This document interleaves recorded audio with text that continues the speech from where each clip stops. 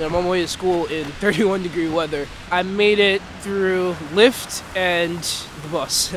It's just a big inconvenience overall, the fact that the buses weren't running over in Southeast, but I still made school. I got an important test today with the extra 2 hours to study, opposed to a whole day to study.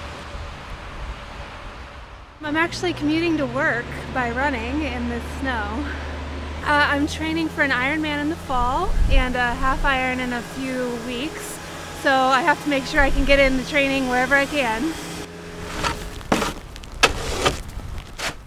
I would be at work now, but work for a nonprofit, planning organization, and they're on the government, DC government 2-hour delay. So I figured with a 2-hour delay, I can get some of the sidewalk done. I was shoveling this morning and ran out of ice melt. So I guess I used too much. So I just came down the street to the local Ace Hardware to get more. It was pretty tough shoveling this morning. The snow was pretty heavy. I mean, I think it's a good amount, good way to kind of end winter and bring in spring.